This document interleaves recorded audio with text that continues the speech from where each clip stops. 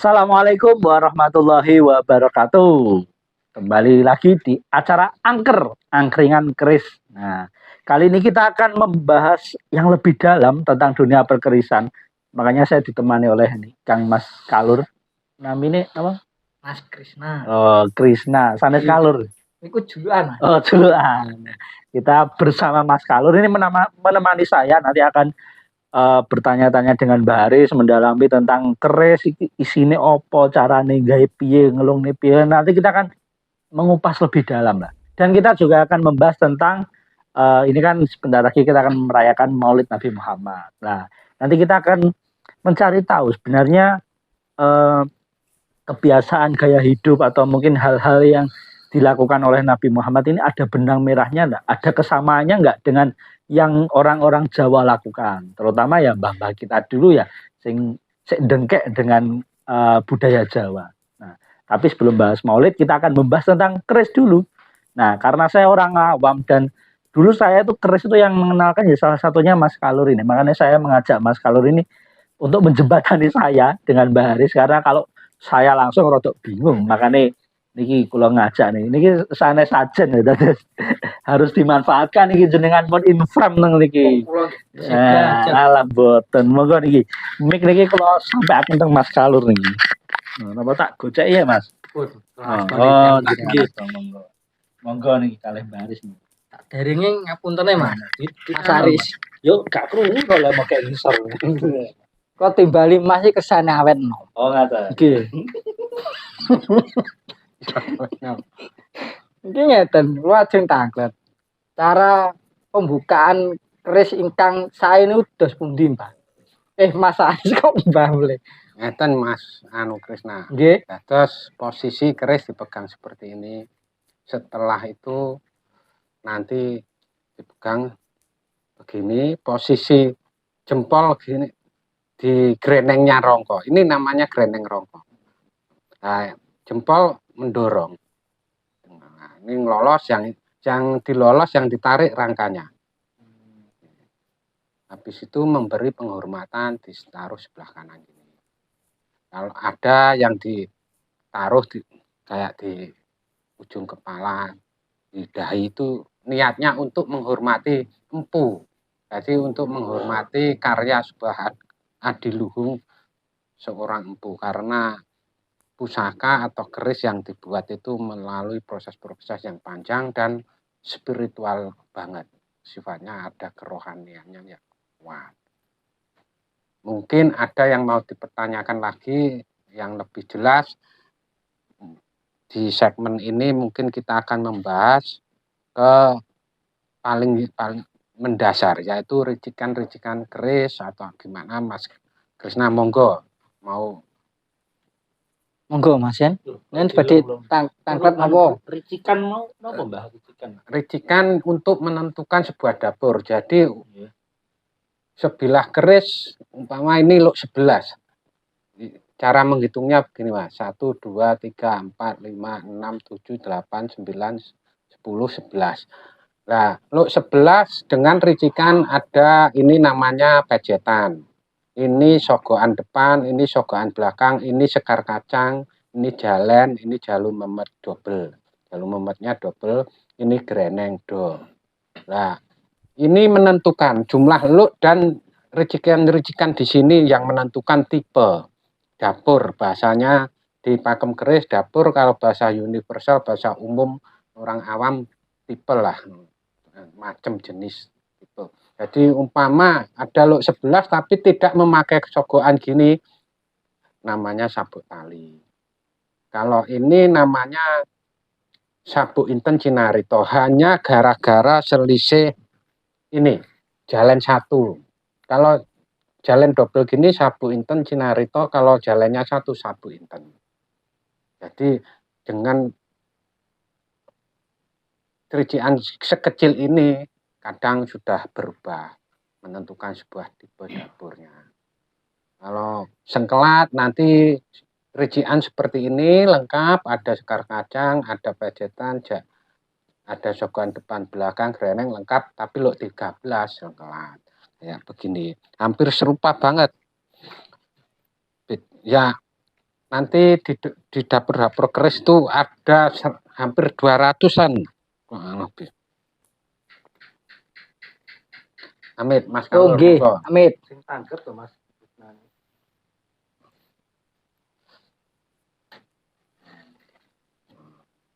Ini dapur Parung Sari. Ya, karena menentukan kalau sengkelat jalannya juga satu. Ini double. Gara-gara ini jalannya double, jalur memetnya double, ini jadi dapur Parung Sari. Kalau sengkelat cuma satu ini. Ini semua ada semua, jumlah luk 13. Ya, jadi sebuah keris itu yang ditentukan nanti rician-rician ini dilihat. Kalau ndak ada, ndak itu masuk. Kalau ndak ada ini masuk grup Kolobendu. Ada grup 13 Kolobendu tanpa ada sogokan, tanpa ada ini polos. Ini ada jenggotnya aja nanti berubah jadi Bimo Kordo, Luk 13. Kalau yang putih-putih ini pola pamor. Mungkin Mas Kalur mau menanyakan. Niki pamore napa Mbah namine, Pak? Niki pamor Largangsir. Ular gangsir. Ya. Ini masuk Largangsir. Kalau ini tipenya nih Woskuta. Ini dua teknik. Kalau ini teknik penempaan sebuah pamor lumah. Kalau ini pamor miring. Jadi sap-sapannya dia miring. Penempaan saat pembuatan empu itu lapis-lapisannya dia miring. Kalau ini melumah. Jadi terus pola Waskutah ini Largangsir. Ini termasuk golongan pamor miring yang tingkat pengerjaannya paling sulit. Jadi kalau ndak betul-betul empu yang sudah ahli mumpuni benar di keraton susah. Biasanya nggak jadi kayak ini, tergolong perfect lah hasilnya. Biasanya agak pecah-pecah jebrot, bahasanya di kerisan jebrot. Ada lagi yang sekiranya paling mendasar, Mas Krisna mau menanyakan selain pamor, dapur, rician lebih jelasnya apa, monggo. Yang dinamakan gonjo itu yang mana, Mbah? Ini gonjo. Jadi waktu pemasangan keris itu bikin kodokan itu nanti diambil bagiannya. Kodokan dipotong sedikit dipakai untuk membuat gonjo ini.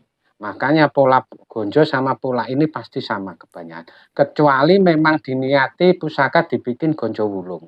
Pak, nanti pusaka wilah atas, wilahnya keris ada pamor tapi gonjonya keleng, polos, hitam. Itu namanya gonjo wulung. Itu dibikinkan sendiri banyak, diambilkan dari baja, biasanya baja yang terbaik. Jadi ada tahap-tahap untuk membuat pusaka itu memang dia nggak mau gonjonya seperti umumnya, pakai gonjo-gonjo. Karena zaman dulu itu ahli pusaka betul-betul hanya melihat gonjonya aja dia sudah tahu ini pamor apa ini. Ya karena bersinggungan dengan ilmu sinengker zaman dulu dianggap rahasia, ya itu akhirnya keluar teknik seperti itu. Jadi pemasangannya nanti di filosofinya wilah sama gonjo itu seperti filosofi Linggayoni. Jadi tahu tuh Mas Alur relief di candi-candi ada Linggayoni. Yeah. Nah, dianggap ini laki-laki, ini perempuan. Jadi gabungan kalau ditarik lagi ke filosofi itu bersangkutan Bapak Angkoso dan Ibu Bumi.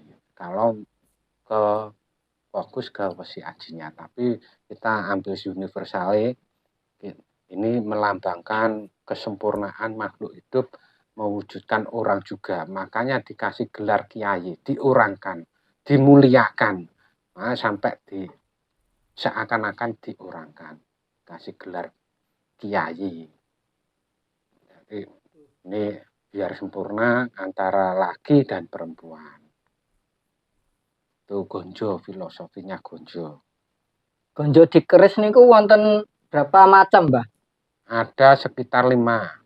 kalau enggak 5 ya 4. Jadi setiap model-model gini gonjo, ada yang gonjo iras. Gonjo iras tidak seperti sekarang kayak keris ini. Kebetulan ada sebetulnya, nanti enggak, tadi enggak coba.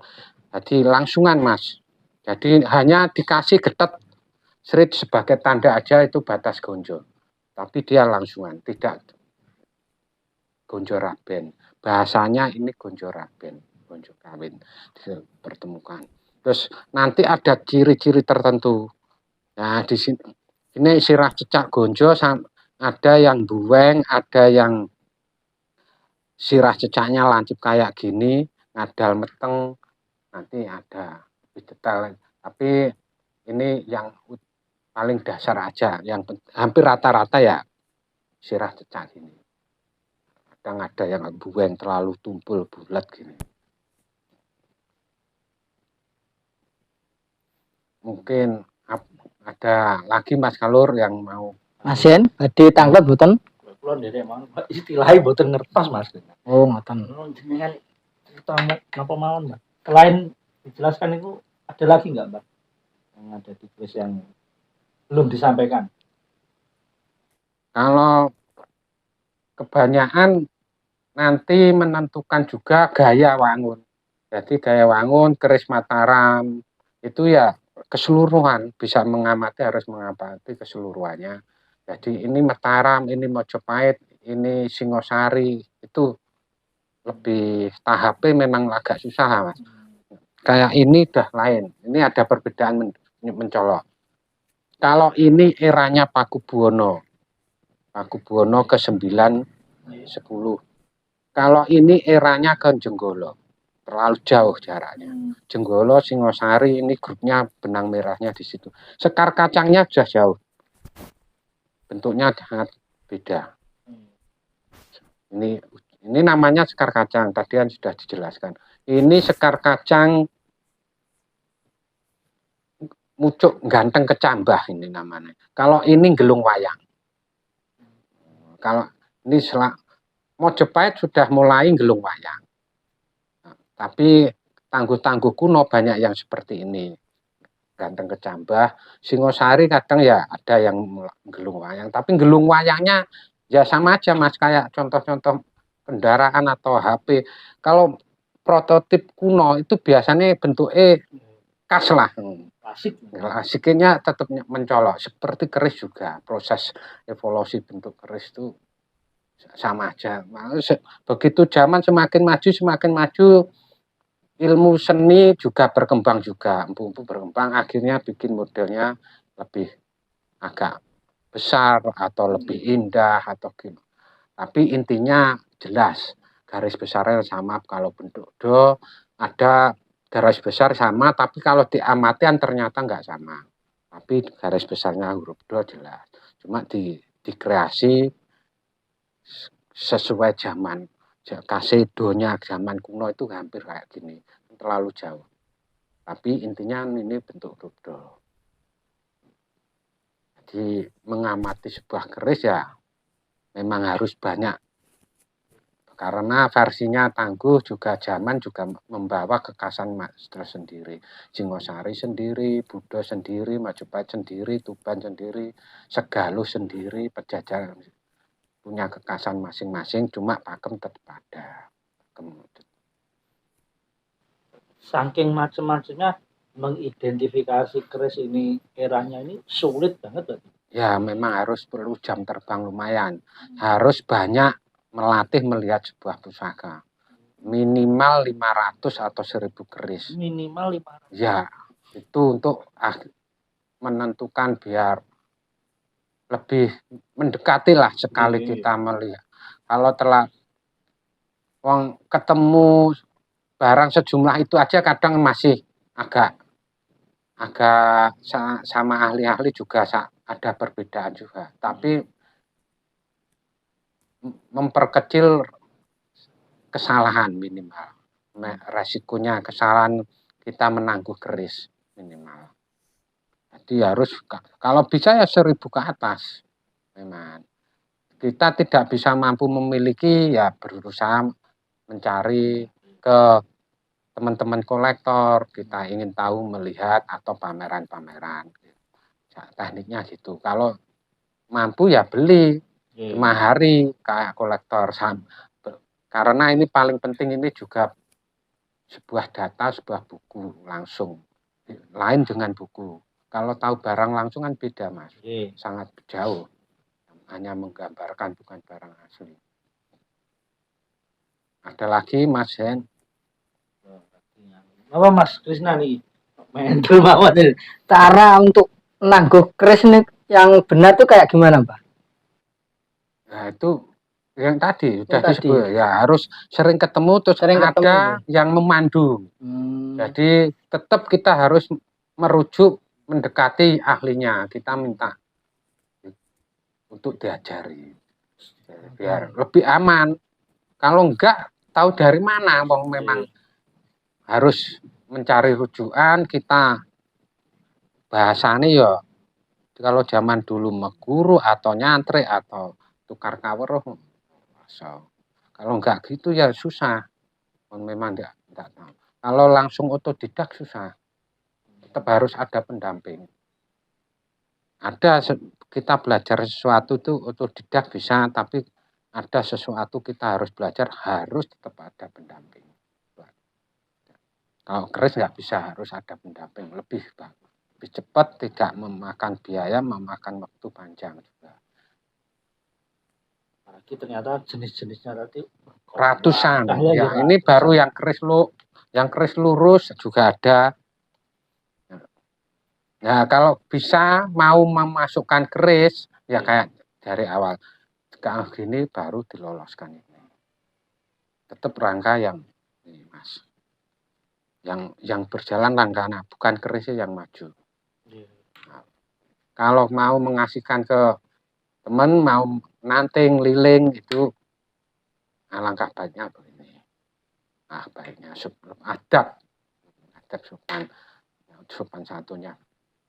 Liling tadi udah tahu Mas Kris. Ngelilingnya gini, habis dilolos gini, terus ngelilingnya nggak boleh dipegang bilah, karena tangannya manusia kandungan garamnya kuat, nanti bisa merah-merah berkat. Ditaruh ujung jempol gini, terus dililing, diamati, dinikmati. Nanti ciri karakternya gimana, biasanya nanti bisa ketemu. Keindahannya, kita menikmati sebuah karya pasti ketemu. Jadi begini cara. Taruh ujung jempol kuku ini. Ini paling mendasar. Nanti kalau dipegang ini dimarahi. Kalau orangnya agak galak dikit, kolektornya kadang malah, habis itu malah nggak boleh ngelihat kerisnya.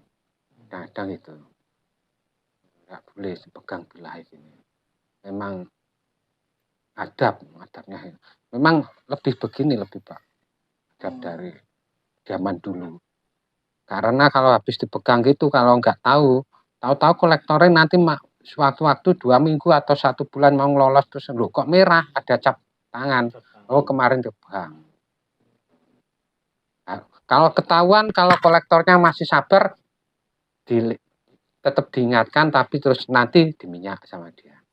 Habis itu langsung diminyak untuk menanggulangi keringat tangan manusia. Ya. Nyuci, biasanya harus nyuci. Kalau lebih sudah parah nanti nyuci. Kalau menyerahkan tadi itu pun Mbak. Terus menerimanya? Menerimanya ya tangan dua kalau bagus. Ini begini, terus ini. Terus enggak boleh nanti ujungnya keris, waktu begini enggak boleh Mas. Ada. Ya tetap begini lebih bagus. Enggak boleh. Jadi kesannya kayak kita enggak enak di hati kan, enggak enak. Pisau aja gitu, enggak usah keris. Pisau aja kan enggak boleh, harus dibalik. Kurang bagus. Tapi jenengan Mas ngiling keris. Belajar, sami-sami belajar. Oh, berarti jempolnya ya Mbak? Nggih. Ini Nggih, ngoten, nggih. Ini set, terus niki ditarik. Itu dilolos. Nah, terus tarik kanan. Baru dinikmati, dililing kayak tadi. Tengah niki aslinya wonten bedane napa? Wonten. Nah, sesuatu yang baik selalu ditaruh yang kanan. Kalau di tengah sama kanan ini sebenarnya sama. Kalau itu tingkatannya di hukum jane padha Mas. Yang penting nggak di kiri. Monggo itu sifatnya kepribadian masing-masing. Mau di kanan atau kayak di sebelah. Kang ngeliling lebih enak kayak tadi. Kalau ginian kurang enak. Kalau gini tuh enak ditahan pakai jempol lah. Ya, kan enak. Posisi postur tubuh, tangan juga bermanfaat semua.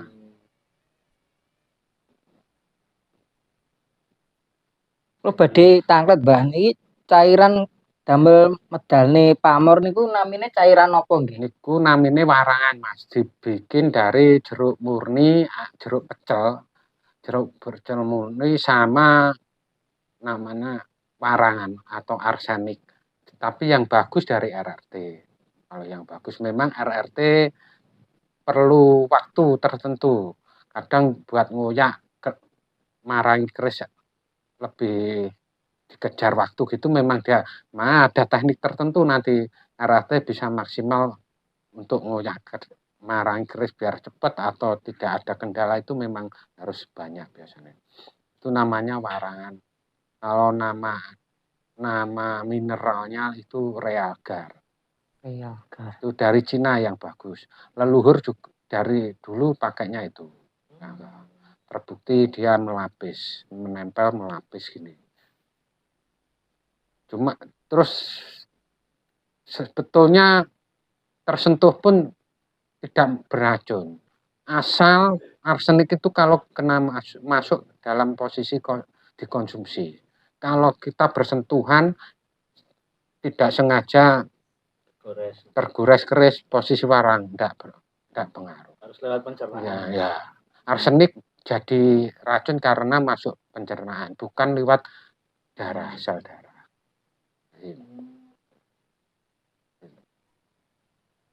Enggak semua keris ini wonten pamor. Ya, benar. Itu namanya pamor kelengan atau pengawak baja. Biasanya polos kehitaman, kehijauan. Ya banyak memang dari baja murni. Besi-besi baja sama besi biasa. Besi maksudnya besi biasa khas besi pusaka yang buat pusaka. Cuma tidak dikasih pamor. Kalau pamor yang terbaik, bahan pamor yang terbaik memang dari batu meteorit. Tapi karena tidak semua keris dari pamornya dari bahan meteorit, ada pamor bahan luwu dari Sulawesi tambangnya besi-besinya. Cuma tidak seindah dari meteorit. Meteorit itu nanti juga ada jenis-jenisnya macam-macam. Nanti ada perbedaan sedikit begitu diwarangi. Meteor yang deling sama yang madas itu ada perbedaan. Kembalikan berarti. Ya. Nggih.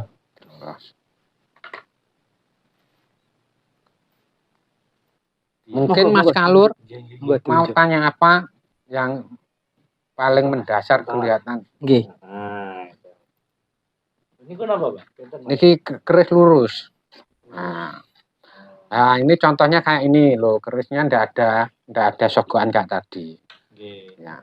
Jadi kalau keris lurus seperti ini, rinciannya hanya pejetan, sekar kacang, jalu memet satu,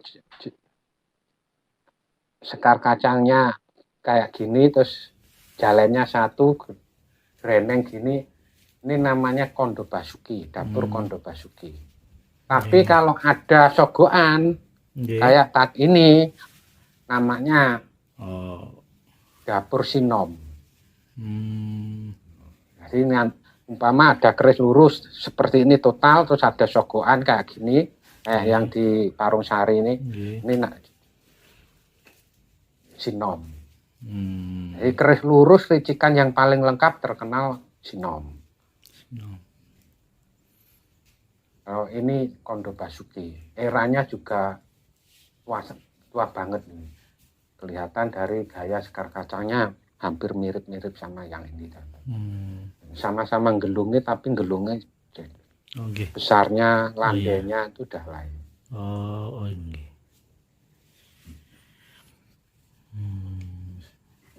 Keris lek lurus niku anu nggih, Pak. Bentuke pasti sing tengah niku agak membesar ngoten nggih. Ya, Mboten sing serit alit mboten Ad- wonten. setiap zaman itu punya karakternya, Mas. Kalau yang lurus lempeng Nggih, biasanya kenceng ngoten. lempeng itu biasanya tangguh-tangguh tuban. Majapahit agak merit dikit. Ini bempeng dikit nyadang meteng. Nggih, tengahnya kan tebel niku. Terus hampir, tapi pada umumnya hampir setengah mekrok ini. Nanti tangguh pipi, godong puhung. Bilangnya dipakem, jadi mekrok ke atas seperti daun singkong. Nggih. Ini tangguhnya tua banget. Ya, depan belakang tak sama tadi sapi. Ini tangguh Singosari juga. Singosari akhir juga. Nah, lihat. Terus pola pamor ini udah lain toh sama yang ini. Yang lurus ini. Yang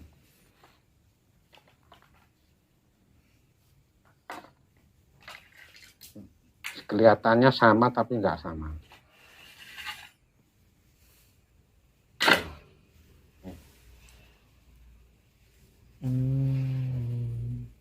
Ini masuknya untu walang, tapi untu walangnya agak besar. Biasanya kalau eranya lebih maju, ini lebih kecil-kecil gini, Mas.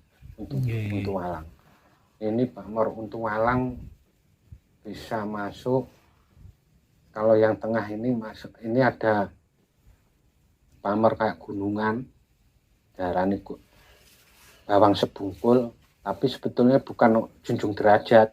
Tapi kadang orang-orang keris bilang ini junjung derajat. Junjung derajat beda lah, harus sampai ke atas. Ini bawang sebungkul, terus kombinasi dengan untu walang. Pamore merutu sewu tapi agak longgar, enggak rengket banget.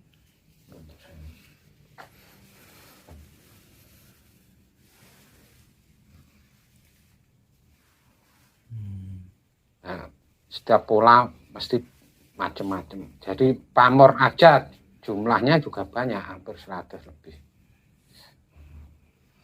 Nanti belum dapur, tapi minimal kita mendasar kalau lurus seperti ini, lo seperti ini. Jadi keris itu nanti dapur tipe keris lurus ada berapa, lo ada berapa. Nah, itu nanti sambil jalan episode ke depan. Semakin episode nanti kita dalami lebih. Kira-kira apalagi Mas Alur yang paling Ini bedanya apa Mbah ya? Warangkanya kok ada yang bentuknya seperti ini? Terus pundi nggih? Ini ladrang Surakarta. Ini Gayaman. Kalau ini sebetulnya ini masuknya gaya Ponorogan khas Madiun sekitar. Gaya Madiunan. Kalau ladrang Gayaman Solo kebetulan itu Jawa Timur.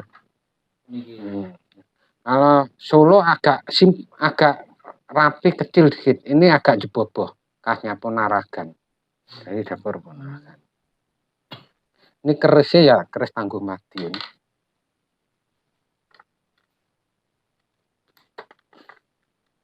Ini nggak kober di ini Tangguh Madiun Nogon.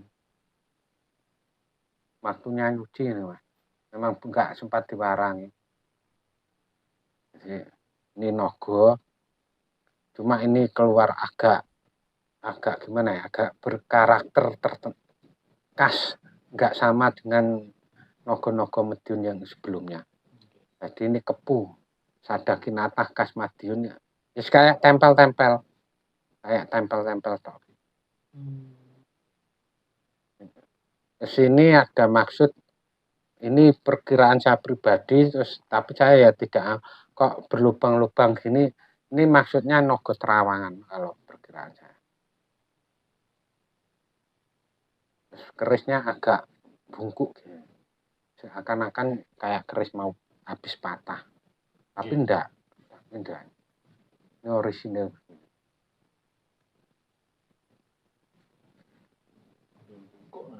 Kayak bungkuk gini. Terus Nah, kalau ini Ladrang, Surakarta, yang Jogja kebetulan enggak dibawa. dibawa. Nanti ada contoh yang Ini Jawa Timuran gitu. itu Jawa Timur, Ladrang Jawa Timur. Ini kebetulan semua mas. Apa? Surakarta wajar kita paling banyak dominan di sini Surakartanan karena kita paling dekat dengan barometernya di Pakubuwono. Jogja mau ke sini terhalang Surakarta. Otomatis perabot-perabot gayanya kebanyakan yang masuk sini Surakarta dulu. Itu terbukti rangka-rangka gaya Jogja Hamengkubuwono di sini juga jarang banget lah. Nanti ada 1-2. Itu pun bendera Jogja tapi dari perabot-perabot malah dari dominan kita banyak tersuplai dari Surakarta karena mungkin letak geografisnya itu kita dekatnya sama Surakarta. Mungkin jadi halangan atau gimana, terbukti yang di sini pakainya kebanyakan dari Surakarta. Ya ada yang nanti keris Madiun juga pakai keris Tangguh Gaya Ponaragan. Dan namanya Gaya Ponaragan. Kaku, besar-besar gini mas. Waku pokoknya. Nggak bisa luas. Terus kelihatan boboh gitu. Nah kalau Jogja itu lebih bagus, lebih lempeng. Mungkin bisa ambil gambar contoh kalau nggak langsung di Google nanti Jogja. Nanti diamati kelihatan. Ininya lebih kecil tidak selaluan. Brangah kalau di sana Solo dibilangnya Ladrang, kalau Jogja bilangnya Brangah. Gayanya seperti perahu.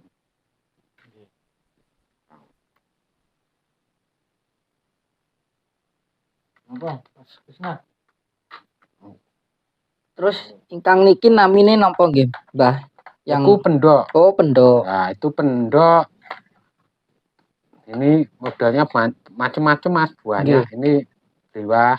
Kalau itu blongsong. Blongsong kalau tergantung. Tapi intinya blongsong. Jadi ini kan gandarnya enggak kelihatan mas. Itu namanya blongsong. Kalau itu bliwahan. Pendok. Ini juga bliwahan. Paling seneng biasa memang bliwah. Kebanyakan bliwah. Cuma bliwah itu biasanya kok seneng dia menonjolkan kayu. Kayunya bagus. Biar kelihatan. Tapi kalau blongsong gini biasanya diutamakan di daunnya. Bedongan rangka daunnya itu ditampakkan gandare. Kadang ya pakai kayu-kayu pakem tapi enggak ada motif-motif yang indah kayak gini. Jadi blongsong. Tapi kalau bliwah pasti gandarnya kayunya juga ikut bagus. Kebanyakan. Sama dengan daunnya. Biar kelihatan motif jenis kayunya yang terbaik itu Kak. Ada cendana, ada trembalo, ada ini timongo pelet. Ini aja macamnya banyak namanya pelet-pelet. Ini pelet jembur. Kayak belangnya kayak disembur gitu. Ini pelet jembur. Istimewanya timongo ya ini ada peluntang-peluntang hitam ini. Ini aja macam-macam mas namanya. Terus menentukan harga juga. Semakin bagus polengnya semakin mahal. Kalau timongo gitu, kalau cendana nanti di wanginya, wangi sama tambahan bonusnya kalau ada daging urang, seratnya kayak nginden dikit daging urang. Itu tambah mahal. Minimal tapi standarnya wangi. Kalau wangi mahal. Kalau semboten wonten ini sing full kayu. Full ada. Ada yang tapi hampir rata-rata pakai mendok. Cuma itu pribadi biasanya, kesenangan pribadi. Nggih. Pusaka saya mau tak gaya gini, itu Nggih. sifatnya pribadi. Tapi hampir pada umumnya orang seneng model-model gini. Tapi kelas-kelas tertentu, kelas priai kadang nggak seneng malah. Untuk mengurangi kemewahan, kalem, tapi miayen. Jadi full kayu total. Sandang walikat sering, kebanyakan sandang walikat. Biasanya orang-orang sepuh yang betul-betul nggak sudah lerem keduniawian, itu pusakanya sering langsungan dari kayu total tanpa ada bentuk. Paling ya pakem, kayu tetap bagus semua, cuma enggak ada bentuk-bentuk yang dari logam. Itu biasanya orang-orang yang memang menyembunyikan kelasnya pusaka. Biasanya kadang malah gitu. Nggak mau Mas terlalu ngupil. Kalau arahnya komersil, mewah-mewahan, pasti dia memakai perabot yang mewah-mewah. Mencerminkan diri biasanya malah disembunyikan Ya, kemewahannya. Apalagi pusaka-pusaka yang sudah niatnya tidak biar tahu semua orang, itu disembunyikan. Ditutupi dengan sederhana, tapi yang penting pakem, kayunya bagus gitu aja. Tapi perabotnya enggak dikasih emas, enggak kasih perak atau teratas permata, itu enggak. Untuk mengurangi ya niatnya kamuflase, dia enggak pengen sinengker. Dia tidak mau berlebihan, terus dia niatnya sinengker. Kemarin Mas Kalur. Terus niki mbahnya di atas handle-nya enten link kados cincin-cincin ini napa namine niki? Teng pakem keris nih. Niki pendok, niki mendak. Oh, mendak. Namanya mendak. Niki mendak, nanti mendak ada yang bahannya dari tembaga, dari besi, perak, bahkan sampai emas. Terus kalau yang besar, nama pendak-pendak besar, tadi lupa nggak dikasih contoh. Itu kayak yang itu ya, di atas tuh. Itu Jawa Timur, terus mendaknya biasanya Jawa Timuran gitu ya ada mendak khas Jawa Timur, mendak Jogja, mendak gaya Surakarta, handle juga nanti ada gayanya masing-masing Mas. Jadi handle Surakarta begini, Jogja lebih simpel handle-nya. Terus mendaknya juga ada perbedaan. Jadi tiap zaman kerajaan atau suatu pemerintahan itu punya kekhasan di era dulu. Dia enggak mau setelah eranya Mataram Sultan Agung, Mataram Senopati, pasti dia untuk perbedaan, untuk identitas ini di era zamanku. Rajanya maksudnya begitu, penguasa. Di era zamanku harus begini. Ada seni lagi ya, untuk menandakan kejayaan atau zaman, akhirnya jadi sejarah juga, ujung-ujungnya jadi sejarah. Pasti punya gaya masing-masing setiap pemimpin raja, pasti. Wong presiden aja juga gitu. Di zaman Pak Harto pasti ada, zaman SBY, zaman Habibie, zaman Gus Dur. Sama aja Mas, seperti kayak keris. Nanti perabotnya rubah, dikit-dikit ada kekhasan, terutama wilayahnya keris. Pasti ada karakter khasnya setiap zaman rajanya. Gak mau sama kayak yang kemarin, ada sama aja kayak zaman kepemimpinan modern saat ini sama. Bikin sejarah, bikin nitik, bahasanya wong Jawa, di saat aku jadi pemimpin ingin nitik tetenger. Dan itu yang membuat akhirnya jenisnya beragam-ragam. Ya beragam-ragam, bener Mas. Itu akhirnya jadi apa Mas bahasanya? Justru ya indah karena ada macam-macam ragam itu. Sambil ngerokok saya. Nggih, monggo sketsa nih, Mbak. Apakah di zaman itu ada pusaka-pusaka kayak gini. Ada Ada. namanya senjata tradisional. Kalau di Arab itu pedang, Oh, senjata pedang ya, tradisionalnya. Ada sekitar 9 pedang Nabi itu. Yang memang paling terkenal Zulfikar. Iya. Karena memang bangsa dan adat budayanya beda, nggak mungkin tuh Mas. Wong Gusti Allah itu bikin bangsa-bangsa maksudnya untuk sifat maha besar, maha luas. Jadi bukan beda terus enggak, tapi kalau diambil garis besarnya sama itu ya senjata tradisional ini iya sama aja. Cuma beda wujud bentuk aja. Bahan ya dari besi, sama dari besi ini unsurnya. Jadi terus perlakuannya juga sama, dimuliakan. Buktinya dikasih nama. Ya Zulfikar. Dikasih nama semua, dicek lebih sini ngapalnya nggak hafal Mas Tut. Yang penting ada 9 itu pedang. Yang terkenal memang Zulfikar, paling terkenal. Itu ya dimuliakan, perlabotnya ada yang dikasih permata-permata itu memang virus, merah, ruby gitu. Terus dikasih nama, ini juga kasih nama. Bahasanya kalau orang Jawa gelar, dikasih gelar Kanjeng Kiai, kalau karena gelar Zulfikar namanya. Biar enak untuk mengidentifikasi suatu pusaka. Terbukti itu. Nanti kalau pedang nggak dikasih nama ya agak susah. Seumpama ada pedang 20. Untuk ada perbedaan dikit terus kasih nama lebih enak. Ambilkan yang ini. Namanya ini. Kanjeng Kiai itu membantu seperti itu. Penamaan kan sebuah doa juga. Jadi dimuliakan, dirawat, pasti namanya untuk perjuangan. Semua kemana-mana bawa pedang. Ada budaya. Kalau Sulawesi bawa badik. Sumatera ada yang golok, kerisnya juga ada. Jadi sama aja, semua bawa pusaka sebetulnya. Cara perilaku ya sama. Tapi kan kadang di tanah Jawa zaman seera ini banyak dikit-dikit kadang gara-gara keris kita disirik-sirik.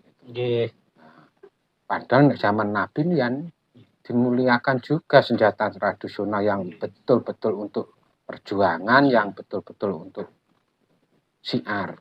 Karena itu sifatnya perlindungan, untuk melindungi syiar. Kalau memang harus syiar, kalau bisa tidak pakai kekerasan, tapi untuk jaga-jaga. Karena sifatnya syiar kan juga ada resiko-resiko, Mas.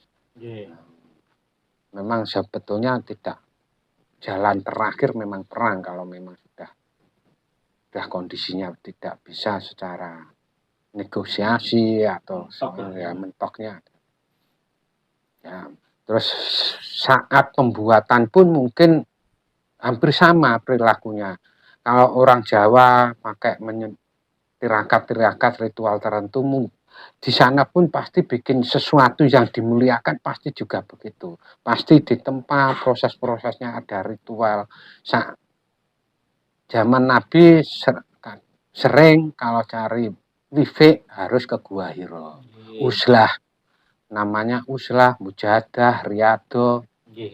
Kalau kita tirakat, semedi, sama aja, hanya beda bahasa aja nih, ungkapan jane intinya sama, proses geraknya sama semua. Bikinnya di sini hecis anu otote. Jadi yang dimaksud sama aja. Cuma ya nggak tahu di Indonesia kok malah di sana aja nggak ada dikit-dikit pegang pedang terus disirik-sirik, ya di Indonesia aneh, agak aneh sedikit. Umpami Kanjeng Nabi teng Jawa nggih keris asline. Keris sebenarnya nggih keris. Karena memang adab dan budaya masing-masing, kita pakai baju surjan, batik, karena jubah. Karena letak geografis sudah beda juga. Sana terlalu panas, harus pakai pakaian yang longgar. Kan panasnya di luar rata-rata umum negara. Jadi harus pakai jubah. Terus ada lagi Mas. Monggo Mas Yen, jadi tanglet napa mulih? mikir. Oh nggih. Oh nggih. Amit. Masih gede buka sini. Oh nggih. Sampai bingung lah kok apa. Oh, tapi soalnya ngobrolannya pun Pun komplit kuatah ya, iki nggih. kan. Kok bingung iki. Sampai bilang iki. Jadi ritual-ritual itu Nggih, nggih. karya itu kalau dibarengi ada ritual, ada doa menuju ke Tuhan Yang Maha Esa, menuju Allah, minta ridho, itu pasti karya itu punya seakan-akan hidup, Mas. Nggih. Hidup. Lain kalau kita tidak asal bikin, Nggih. sudah lain. Seakan-akan hidup karya itu. Nggih, nggih. Kalau jenengan tidak percaya, tanya Pak seniman lukis. Harus melukis saja cari feeling. Nggih. Biar lukisannya nanti kayak hidup, kayak Ada punya ruh, rasanya, ada nggih. rasanya. Apalagi bikin pusaka, Mas. Nggih. Pasti tidak dimanapun kebanyakan pakai cara-cara tertentu yang sifatnya sakral. Nggih. Pasti pedang Eropa juga gitu. Ahlinya juga pasti melakukan sesuatu yang dianggap peradabannya sakralnya gimana, pasti dilakukan. Di Jawa juga. Karena memang karyanya biar mungkin ya minta berkah, biar karyanya bagus, terus karyanya bisa bermanfaat, bisa sesuai dengan angan-angan cita-cita yang diwujudkan simbolik kepada sebuah pusaka, sebuah pedangnya. Pasti. Ya itu kelebihannya orang-orang dulu, dulu. Kalau zaman sekarang nggak mengandalkan logika dan riset tanpa ada itu. Makanya karya orang modern kadang-kadang kalau betul-betul dinikmati kan tidak ada rasa. Kita hambar. Jadi proses bikin pusaka dengan pesawat ulang-alik juga beda. Ulang-alik memang canggih tapi tidak ada rasa. Karena memang tidak ada proses ritual, proses rohani, proses spiritualnya memang tidak ada. Apalagi hal-hal yang dibuat secara massal kan langsung deng ya. Kayak kan kayaknya rasane. Cuma untuk menemukan rasa itu butuh waktu. Waktu-waktu tertentu sepi kita menikmati juga enak. Sudah terlatih baru kalau di tempat ramai pun bisa kita sudah terlatih. Menikmati lukisan, menikmati keris, keindahan patung, keindahan karya apapun pasti ahlinya pasti sudah bisa. Pasti temu kayak hidup. Makanya wajar ada desas-desus mitos pusaka itu begini, keris itu begini. Gara-gara itu tadi, Mas. Berkahnya saat dibuat itu ini menyimpan elemen besi energi.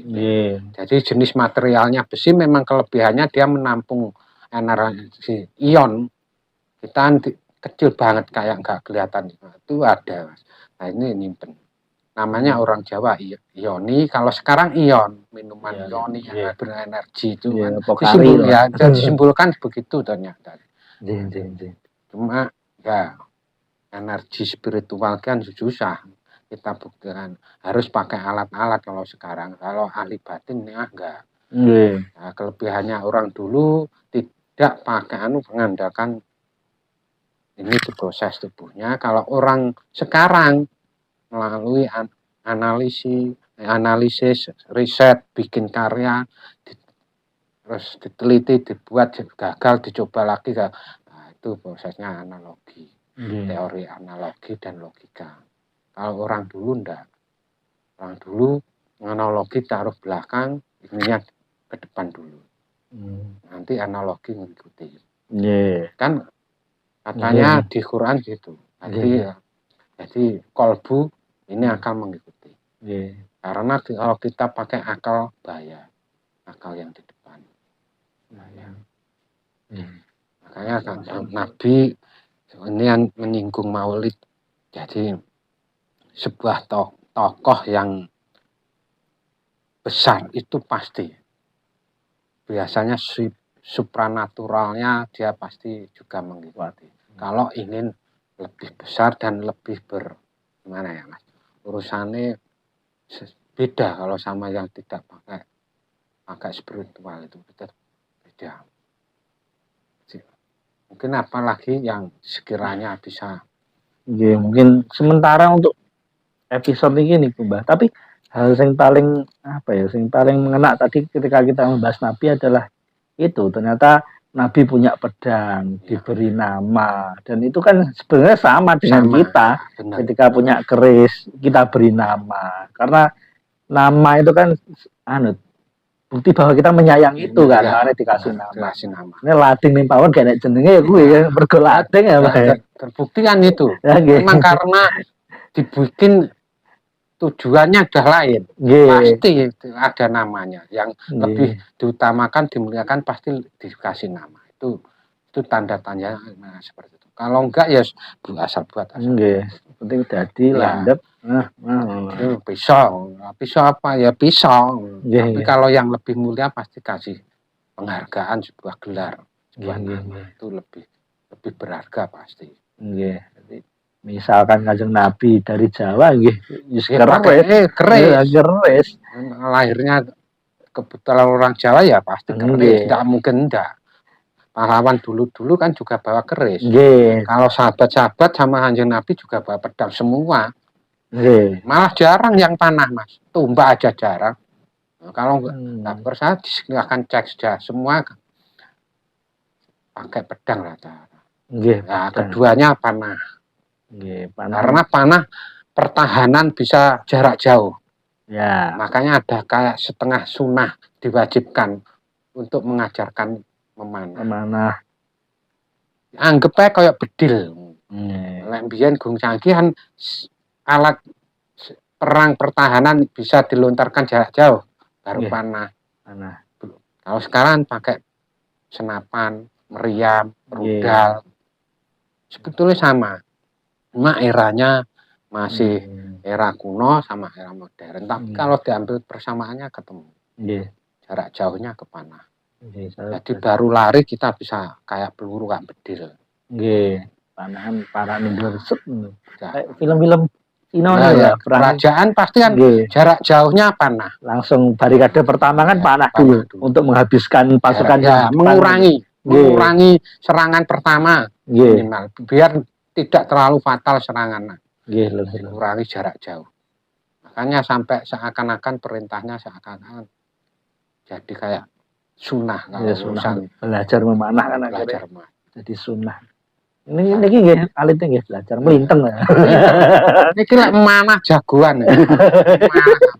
Cilik ada apa? Melinteng handal ya. Melinteng manuk. Ujungnya juga ada mata panahe ya. Lah nggih. Asline melinteng nih kan nggih sunah. Manuk. Mergo alit makanya dolanane waktu. Nggih.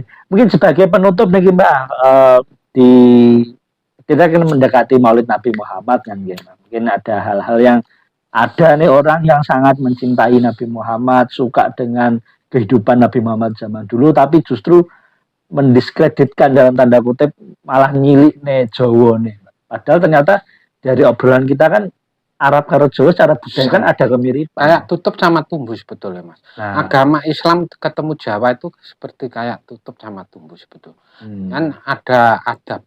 Kalau di anu sunnah hadis. Nah, kalau orang Jawa adab sopan santun. Catatan-catatan banyak, lemah lembut sopan santunnya. Itu kan seperti hadis, Mas.